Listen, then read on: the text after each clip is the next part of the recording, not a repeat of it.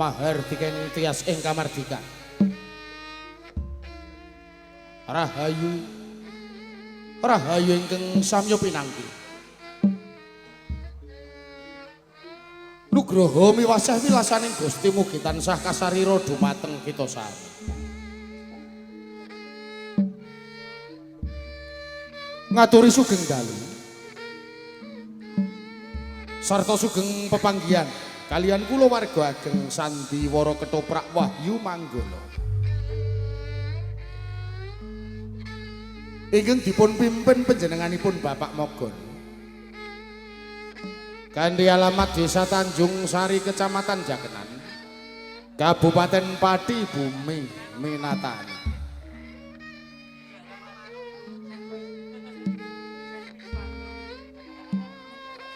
Sasampunipun panjenengan sami kasugata tari gambyong minangka purwakaning pagelaran ing dalu punika. Keparenga ing dalu menika kula warga ageng Wahyu Manggala badhe nyegahaken cariyos pamundutan ingkang mawi era-eran Sendor jumeneng sariman lengser.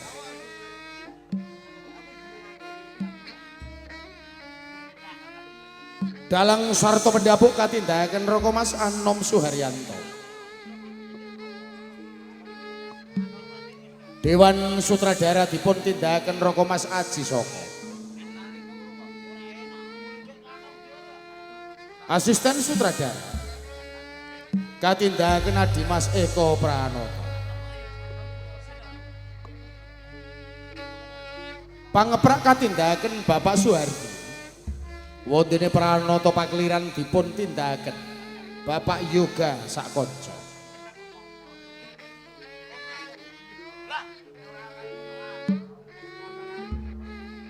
Tata dekorasi dipun tindakaken anak Mas Samuel Sutarto.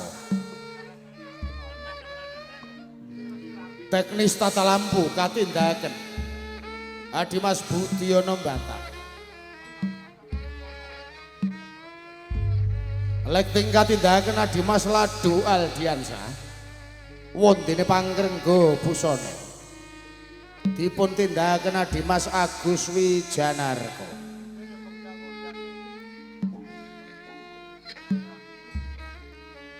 Binarung ungling Gegong Somadularas ingkang dipun pimpin Bapak Keman Widodo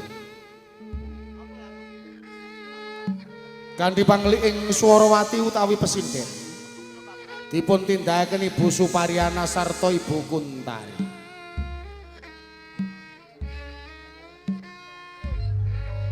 Pranoto gendhing katindakaken Adimas Hadi Prayitno. Wondene Wiraswara katindakaken Bapak Miranda saha Adimas Bagus Edi Mahesa.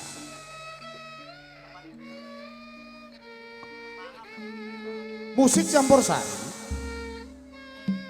dipun tindakaken Adimas Ari Semprun, Roko Mas Edi Watono sarta Adimas Udin Galdowo. Pagelaran Sandiwara Ketoprak Wahyu Manggala dipun sengkuyung WM Audio ingkang dipun pangersani Roko Mas Gentong Kawa.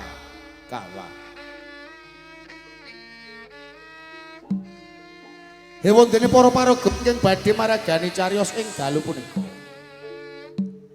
Sepisan nggambaraken wonten ing Kraton Gading Kencana.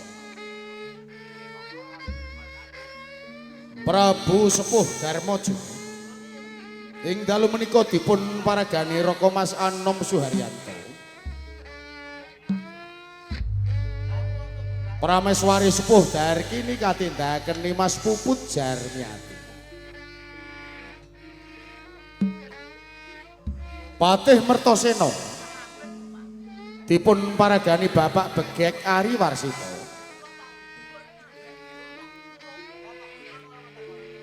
Pangeran Subroto katindakaken dening Bapak Mogon. Pangeran Susendor kaparagani dening Cak Sendor. Pangeran Heru Sariman katindahaken dening Cak Sariman. Wondene para prajurit karameaken para seniman bagus Wahyu Manggala.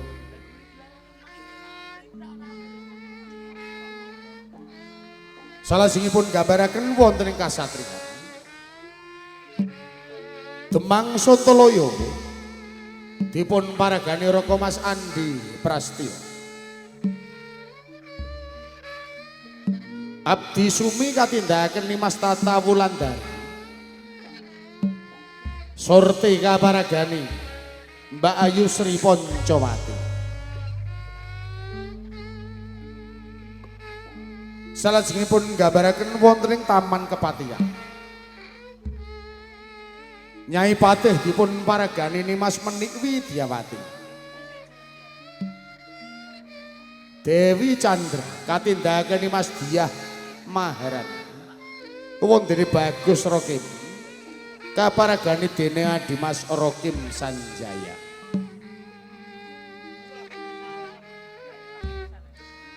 Wonten ing katemenggungan Temenggung Sonto Gati kaparagani Raka Mas Dedek Wibisana. Sonto Yuda katindahaken Adimas Eko Pranata. Sangga Runggi dipun paragani Adimas Sabdo Giyato. Sangga Pati katindahaken Adimas Abi Rojali.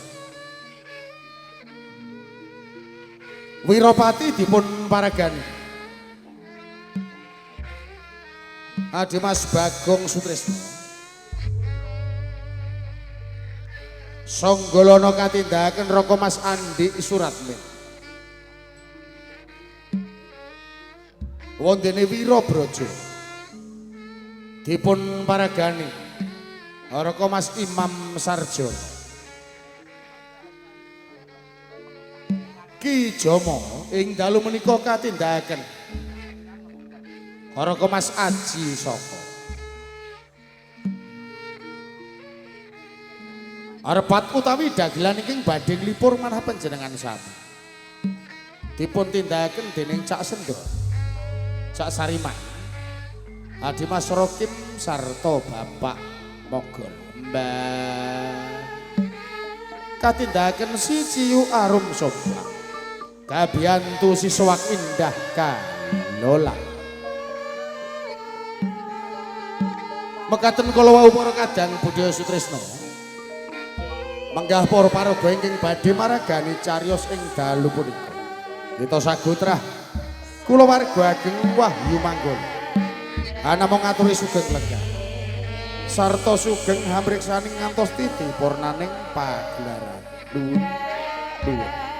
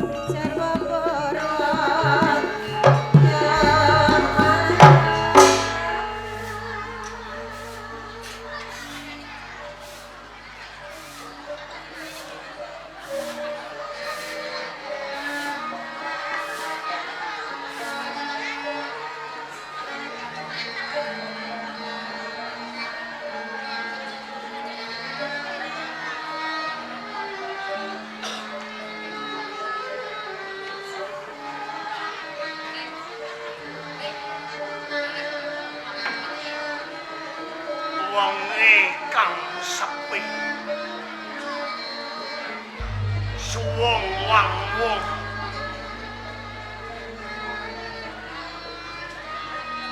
samun kang tanpa pagut jagate wis tuwa bumine wis rengko alam jaman lan kahanan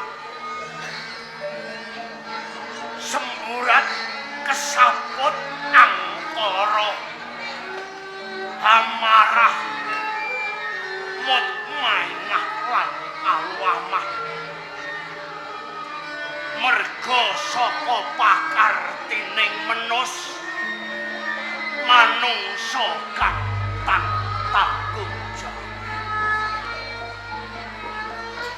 Duh Gusti paringono katentrem ana kidong rumaksa ing wengi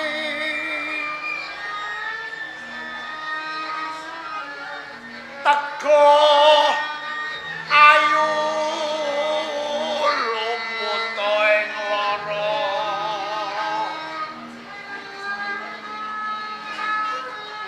luput bilahi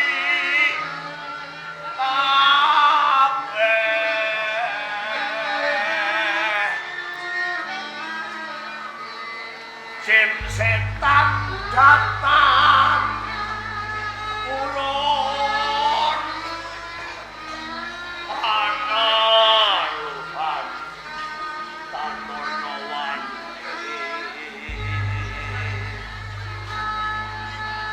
mapam gawe Allah kun dewa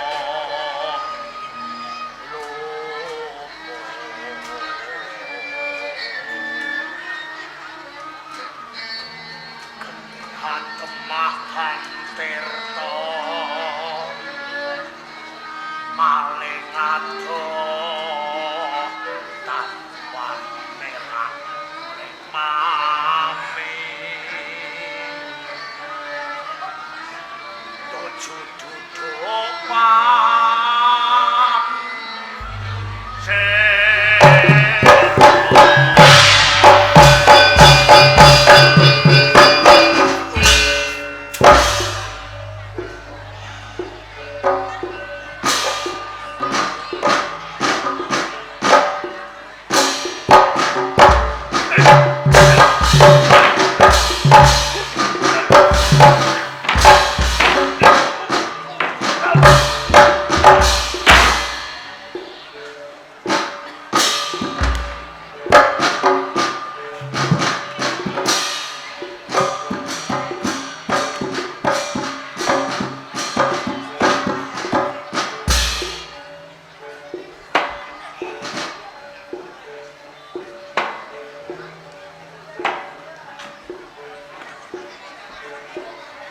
jajal gunakno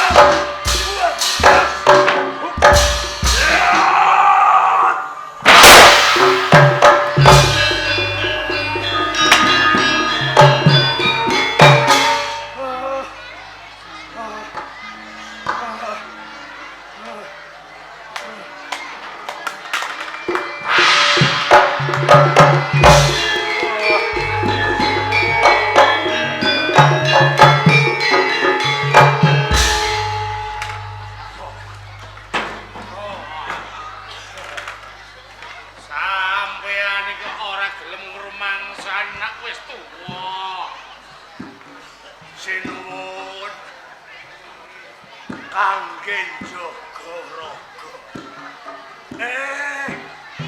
Jalaran tasih kathah tanggel jawab kula tumrap ing Gading Kencana Yai Prabu. Ngaten nggih kenging. Nanging kedahipun dipun irit-irit merga wektune tesih dawa. Dak boten wonten ingkang pirsa. Mohon. Ampun sumelang. Kula ngriki niki wau mboten wonten ingkang ngertos. Paung kula sesidheman ninggalaken praja kok. Ndamel kejoting manah. Gusti sinuwun Yai Prabu Darmaja tegak wonten ing Kajunutaman. Estunipun mesti wonten bar. Kakang, Sabda dalem. sepisan pancen kula kangen Nggih, mirunggan jejagungan kalih dika Kakang Jaramaya. inggih. Angka kalih. Kula namung nuruti panangising Gatos. Sampun sawetawis. Yai, Menawi kula nyawang negari Gading Kencana. Nyawang kawula Gading Kencana. Satemah kula netesaken waspa ing Gantara.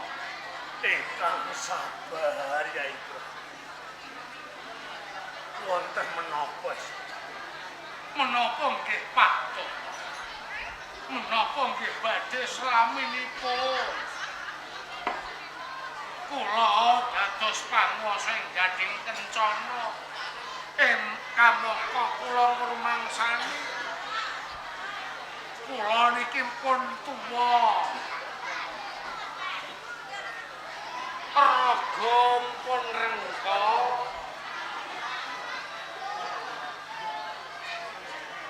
Pikiran pun boten kados nalika taksih muda.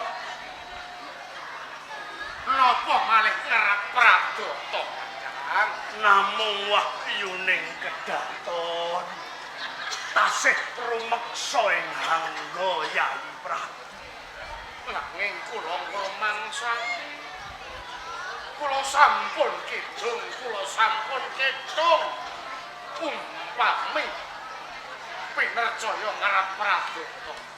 Pramila kula kepengin lereh. Kepengin ngenomake praja. Nandalem lereh ke Prabu.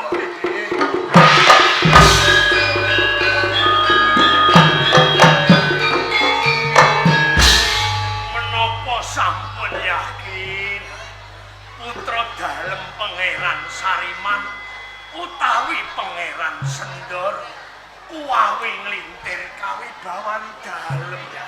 Nah, menika ingkang badhe kula ajak tetimbangan kaliyan Kakang Joko.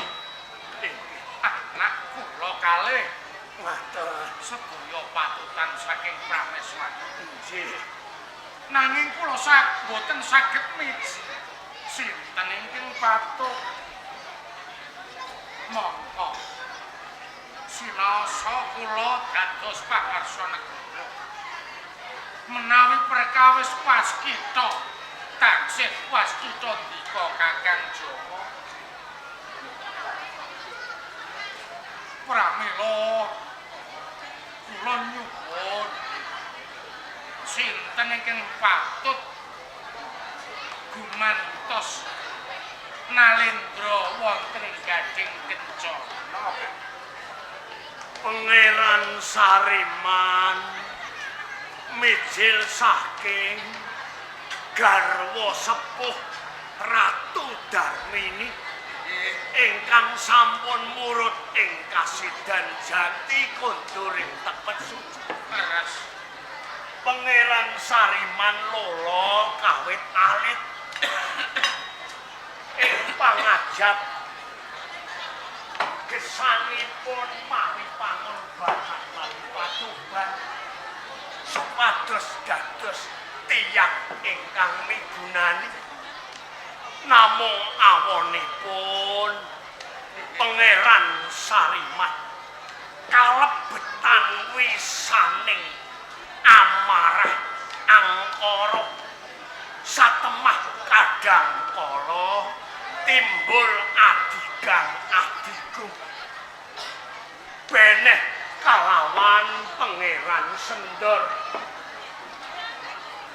menawi kedaipun Pangeran Sendor anak anu Anindita mijil saking Ratu Darmini ingkang tasih sugeng namung elokipun Pangeran Sendor malah aprawak alus jatmika luhur ing bebudhet nanging menawi lajeng sabda nandhalem rumentah dhateng Sendor tertamtu Sariman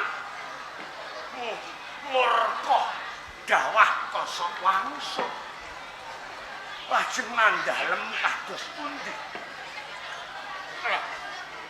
menika ingkang dados sibuk ing ngalah pramila kakang inggih saking sawetawis menika kula wadhekaken inggih kersanipun para putra mboten sami mangertos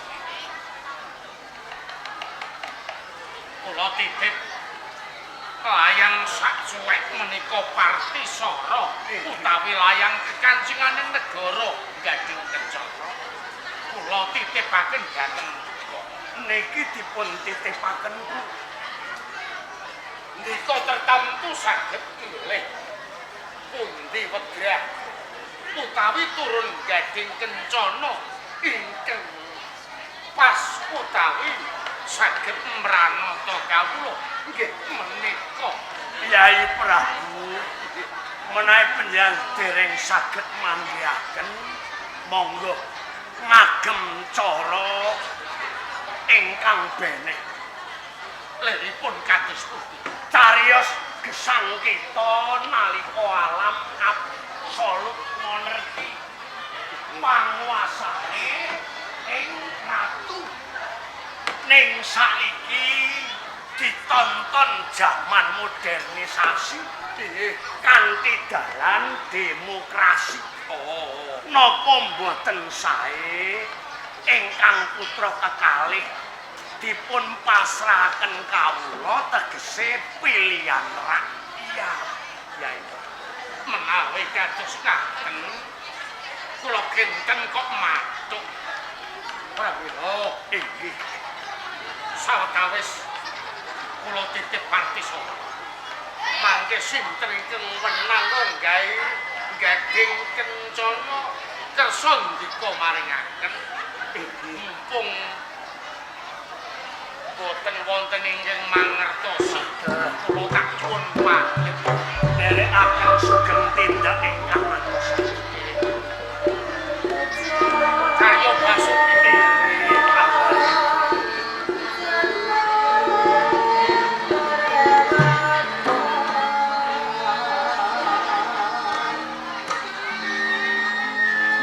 senajan semune nggonku jejagungan karo Yai Prabu Darwaja ora ana wong sing uping utawa ngendiri nanging aku ngerti sampeyan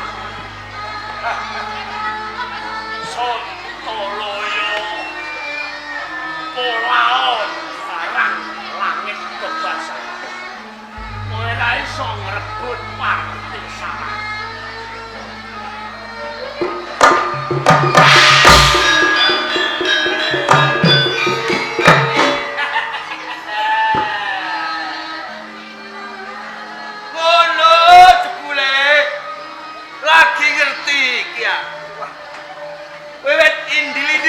ondol-ondol aku ngabdi ana ing Gading Kencana kalamun Kidama iki rumangsaku yo juru taman nanging saiki ora bisa endo kowe kowe wis kepiyak wadimu mergo aku ngerti.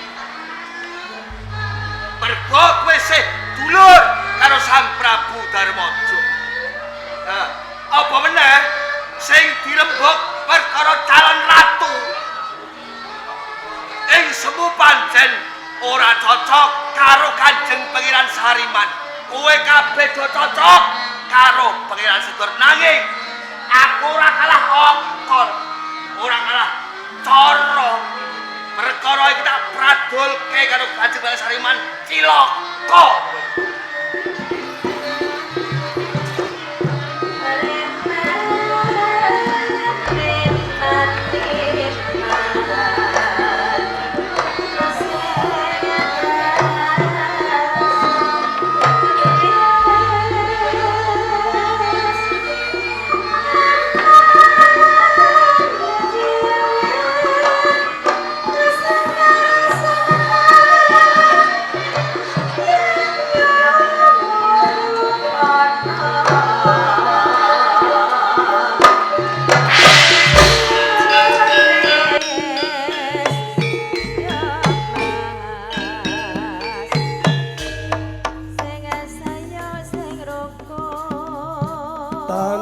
Samar pamuring sukma sinumaya winaya ing asepi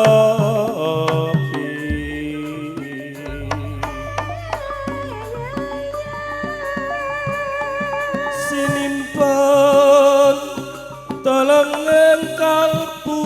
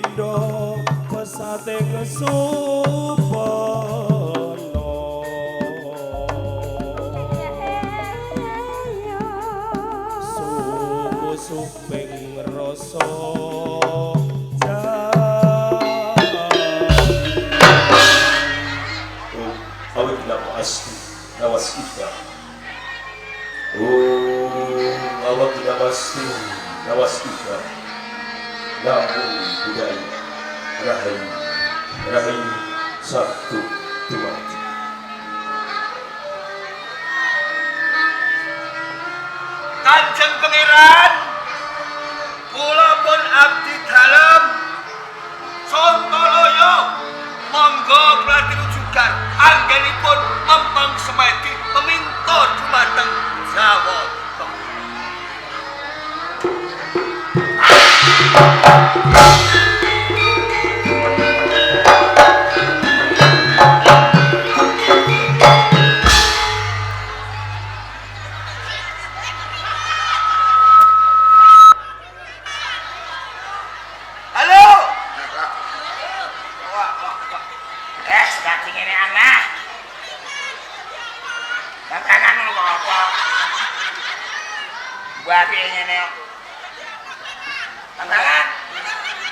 Jenengan kuwi ngoten. Kalau ratu mbali ngatus-ngatus kok mangko. Nuwun sewu. Sing muni ala daga. Mesti kemawon badhe seneng panjenengan mboten keturutan. Paman Jantoloyo. Nggih. Keneng apa ora wektune kowe sowan. Wani jukarake anggonku semedi nyuwun marang kanugrahane Gusti. Nyepi ing pamrih Mahakinga Samud. Kenapa Paman? Nyuwun pangapunten saderengipun menawi abdi dalem. Apa? Ampun jigrah. Sandale sping jigrah. Ora apa-apa ratu. Menawi kula ninggalaken unggah-ungguh tata krama boten duka trapsila konjuk Kanjeng Pangeran Heru Sariman. Ana Pangeran Heru Sariman iki. Ya lagi manggo letok. Liyane ora ana. Iya Paman. Mergo jumbuh karo kekarepan lan gegayuhanku. Nggih. Sakenane aku semedi saben dina nyuwun marang kanugrahan Gusti. Nggih. Aku duwe kegayuhan sang agung. Aku kepengin dadi ratu ning Gading Kencana. Kepengin dados ratu. Oke. Cocok. Piye? Ratune aku ora sangar piye? Sangat. Mongke mawon. Wonten emanipun. Emane piye? Lah emane ngaten. Wonten ing Gading Kencana.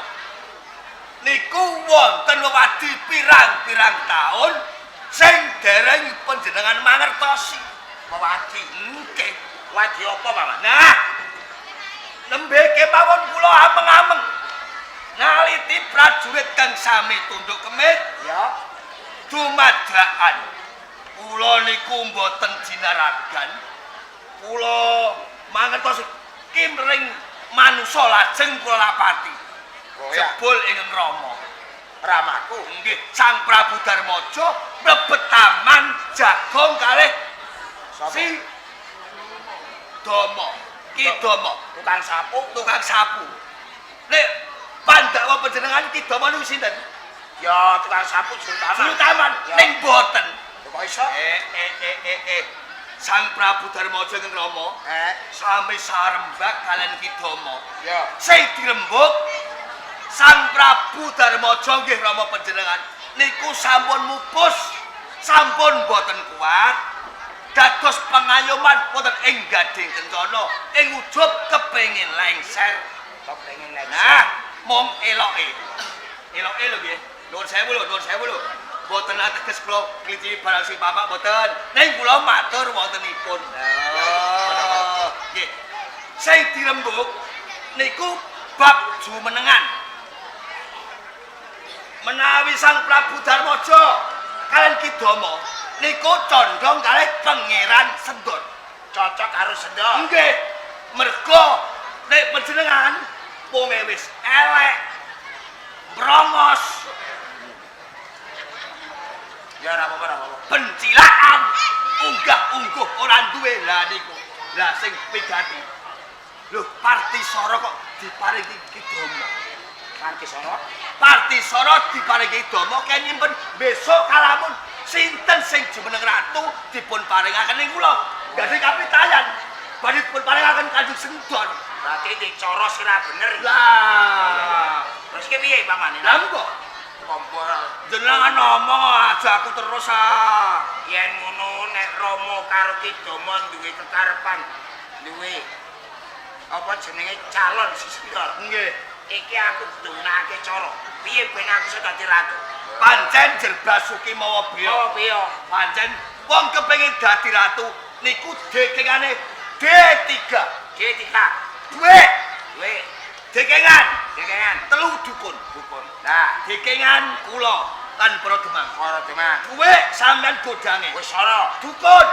Sapa ya? Moko lek dhewe udah dukun. Moko lek dhewe. Kula dhewe. Oh, ini. Oh, kula niki dukun mati lho. Ya ya. Tau iso ngilang ora iso balik. Apa iso ngilang? Ya banyu. Ya siri Paman. Nggih. Kanggo nyepetake laku. Kanggo nyepetake gegayuhanku. Nggih. Para demang-demang klumune kon golek wong. Nek iso dukung dadi sapet carane wong saiki. Mang niki rak telu. Ya, Telu nggih. Dadi tim ses kabeh. tim sukses. Wah, begitu dijanjani sing maneka warna. Ah. Mesti keblinger. Gelem. Hei,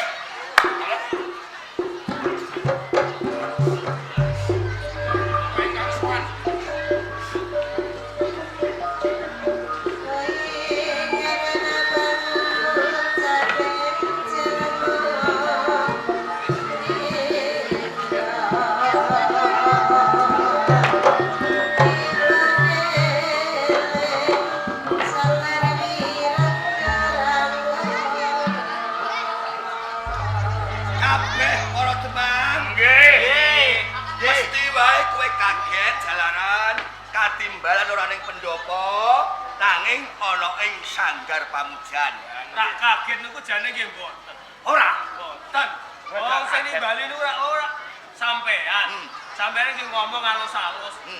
Kejawi rak panjenengan ngageti kula. Jenengan iki mboten ngageti kula. Bantah. Bantah. Bantah, pamer prayo.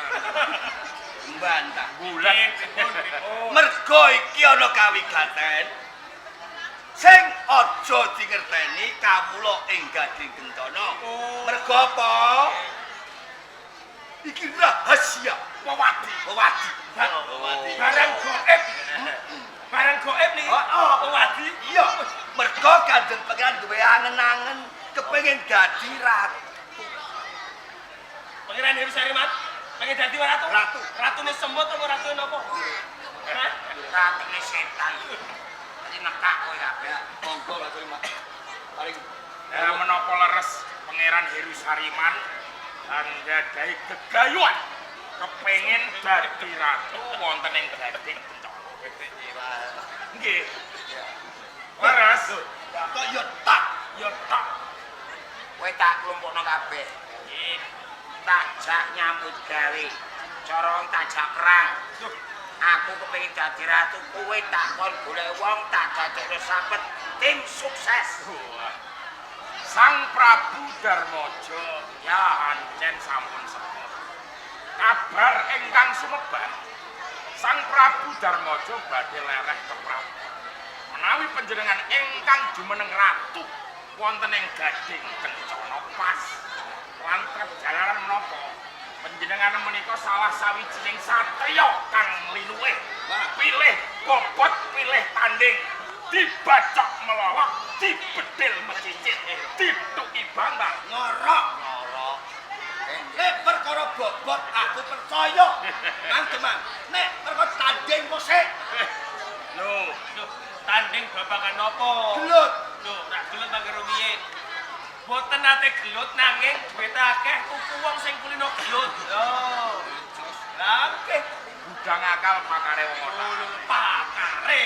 terus pripun mula aku njaluk sabiyan kabeh kumpulna wong-wong andang tangga teparun yen iso wene duit ben dukung aku mergo apa calone ora mung aku iki ana kadangku sendon dheweke ya duwe dukungan dheweke ya duwe masa Pangeran Sariman ya kula menika mimpin sak kecamatan kira cara mendarengi sakniki niku Demang niku camat nah perkawis menika kangge betahaken Prabeya ingkang menapa sampun sumagya yen babagan Prabeya jupuk ning Pantiarta jupuk sak kemengem sak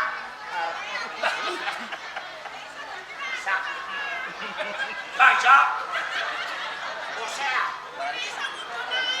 hah aku cari bersama Coba ta ora.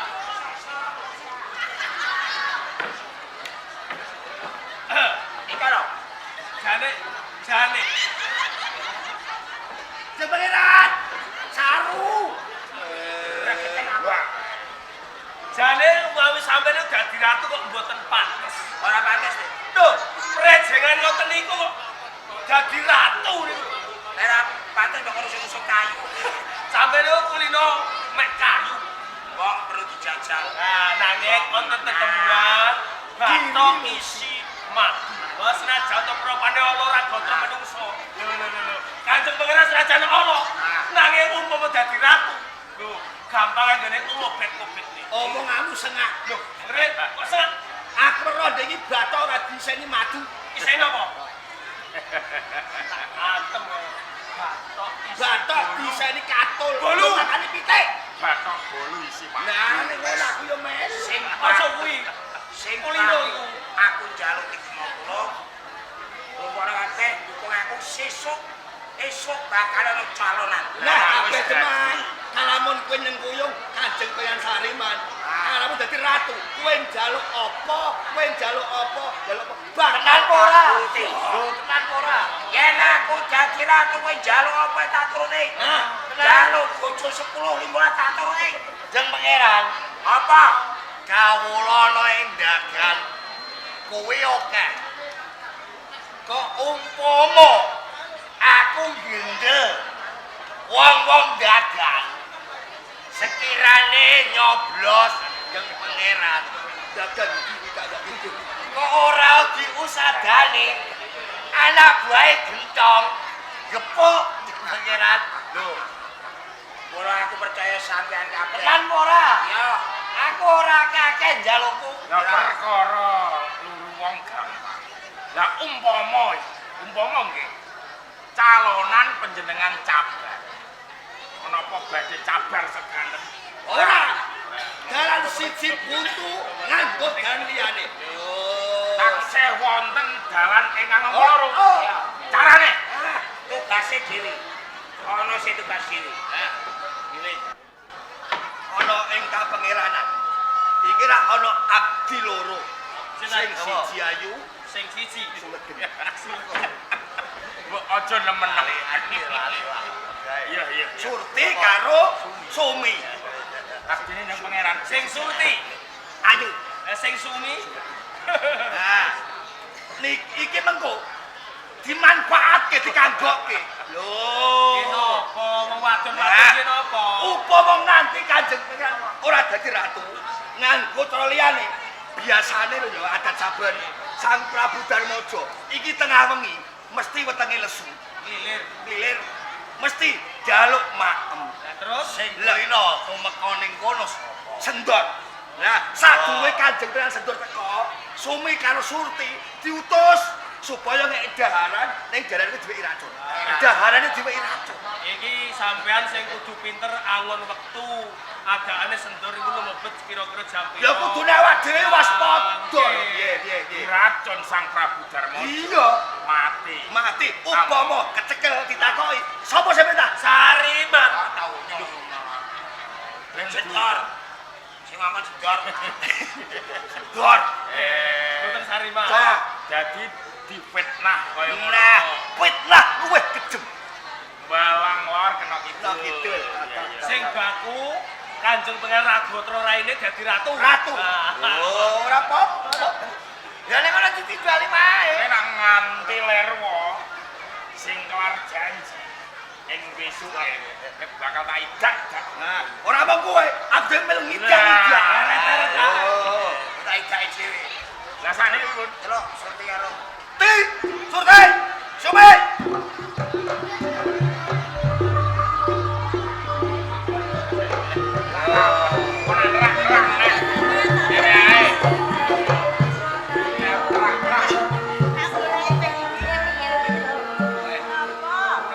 Abdi panjenengan nganggone batik selayere padha. Jot sing siji kaya Cinta Laura. sing siji Apa kok? Kowe sing ngucap apa? Kenapa diceluk? Cinta Laura karo Cinta Bella. bila barata. Bella tanah. Apa? Surti, Sumi. Nggih. Apa sebabe nganti aku nimbali marang kowe kabeh jalaran ana kawigaten sing bakal diaturke karo Kanjeng Pangeran Sariman. Apa menapa? Napa Kanjeng Pangeran? kowe ana tugas ana gawean Nggih gaweane napa? kowe nek gawean iki kasil kowe nampa ganjaran Ganjarane napa? tak pek bojo Mek bojo. iya tak rangkep dadi loro Irwin. Iya sampean. Irwin, sampean kok pengen mek bojo loro niki kira-kira mampu ta ora? nek ra mampu tak sambatke sabar narimo Nek perkara ngoten niku, nek sing niki tetep sampean ngatasi sing siji. sing sisi gampang tak sambat tembakan ora Bojo kok mbok sambat-sambat. Kita ambil lahirnya prematur ya kakean bejijak. Jaga, terus jaga. kowe engko tak kongkon nek hasil ya iku ganjaranmu gedhe tugasmu gampang kowe mlebu ning kirang paguriane Kanjeng Rama Darmaja aku ya calon ratu kok keplai matane kowe ngracun Kanjeng Rama yen Rama mati kowe wis Rama mati sing ning kono ana Sendor sing racun Sendor Nah, upama kowe nganti kadengaran Prajurit utawa keluarga Sapa sing perintah? Pangeran Satu kowe kok Lah malah. pripun nek sing ngomong nggih sampean kok. Sengaja. Lah sinten? Sendor. Sendor. Lah malah iku lho sampean ngomong kok ngomong elek. Ora apa-apa. Lah iku nek ngomong awake dicekel. Jadi penjara pripun? Kok tak toni. Takono. Ya, kok sing dadi ratu aku kok. Sewu. Betul. Ora apa-apa. Ora, kok nek kowe dipenjara kowe njaba aku sing tanggung jawab. Saestu. Ya. Nggih ngeten. Piye? Lo yo ora percaya yen panjenengan ngomong-ngomong tok mengke gek pun dadi ratu terus jenengan lali karo janji. Ora. Kudune nggih tanda tangan hitam di atas putih. Tanda tangan. Lah mungkin nek sampeyan ngapusi nak kula sing cilaka. Iki mergo totokane nyawa lho. Iya, Mbak Yu. Totokane nyawa nek diapusi nak cilaka wae dhewe. Dadi kowe sing ra percaya, kowe sih semang, kalamun besok Kanjeng Pangeran Sariman dadi ratu, kowe Niki niku sirah. Sirah kok sampeyan nututi terus niku pripun? Nih. Nah, Dek. Ya. Dimen kowe percaya, iki kita wis tak semakake buku perjanjian. Nah, kedae nggih ngoten. Wong kula niki wong cilik kok nek diapusi nang kula wedi. Cilik apa kowe tukang ngapusi angel diapusi? Sampeyan dhewe wis tukang ngapusi niku. Kok monggo panjenengan. Iki piye? Malah amen kudu ngabruk ae.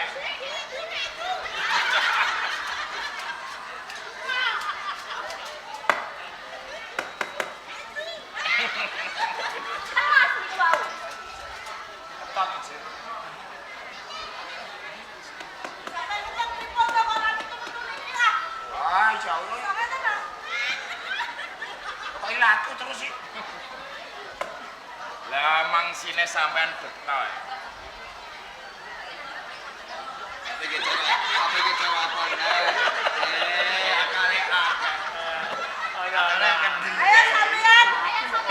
Kudu eling seksine. Mi sume, saya mbok ulek-ulek ing mangapane. Kok nganti mlayu rono. Matur, tanda tangan kok gawane ngaten. Iku kurang pas ya satu wae. Ini lho sing pas. Nggih. Ilani.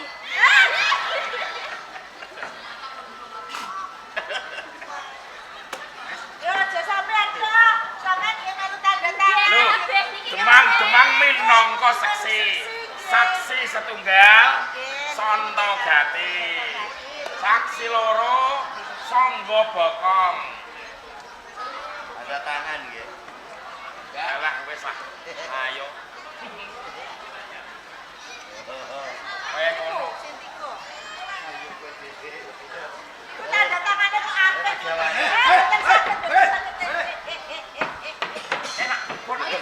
Loh. Langsung Ya aja sampean kapan iki. aku sing kuwasa ning papan iki, ya kudu sing gawa. Lah mboten iso. Aku kan tangan kanane. Jenengan betul iki mawon. Lu Ya mboten kok iso. biasa? Iki nggih sing gawa kula. Lah nek sing gawa sampean kok nak pun dadi. Bener Surti, bener Surti. Serang iki jenengan dhewe nggih lah kula nggih apa. Bener kowe iki. Wis Lah wong desa iku ya kudu pinter. tak eloni kowe. Wes, kabeh wis namung tindakno. Ayo tanggung jawab nggih. Demang nggih budal. Boleh masak ya. Sak oke. Mergo sesuk calonan.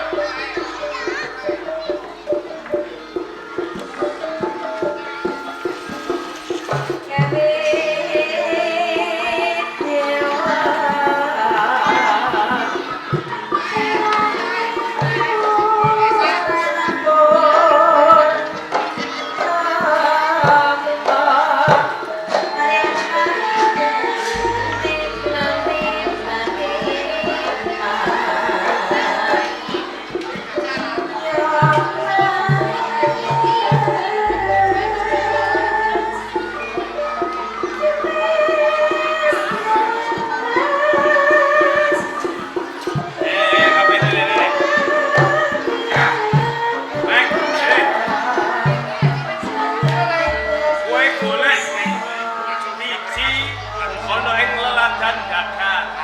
Tonggo ketuki. Gampang. Desa Ronggo Batak petuki. Kowe celelek gendol kabeh kok ditemoni. Sesuk esuk ana coblosan ratu ana ing Gading Kencana sing dipilih. Aja nganti lali. Sinten? Kanjeng Pangeran Heru Sariman. Kene kandhani. Kowe iki jago. Iya, kok kowe kabeh kalbu garis pendem. Sing supaya golek wong sakakeh-akeh. Mengko nek wis dadi Pangeran Heru Sariman, kowe tak opahi 50 yuta. Tenan? Lho iya. Tak gugu. Kowe kudu gugu karo aku. Mergo kowe bendina tak wenehi dhuwit. Iya. Kowe kuat rokok sini kono sapa? Sampeyan. Iya, saiki ngene. Budalno wadyabala kon golek wong sakakeh-akeh. Ya, ngoten. Kanggone Gading Kencana iki kawulane akeh. Mula dibudalke kok. Oke. Ora kanca. Siaga makarya, Esti Sanjata lumaksana magita-gita. Tanjio.